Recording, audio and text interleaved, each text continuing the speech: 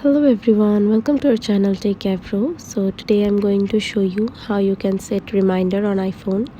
So for that, go to reminder and from here tap new reminder to create your new reminder.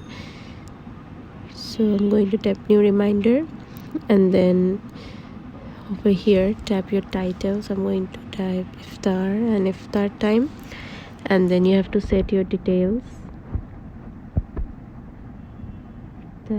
Set your date and set your time. Going to okay, so I'm going to set 7 p.m. Then tap repeat daily and repeat 20. I'm going to set it 23rd April. So this is how you can set your reminder, and then tap add. From here you can see your reminder. Thanks for watching. Hope this video helps you. Don't forget to subscribe to our channel and don't forget to hit the bell icon button. Bye bye.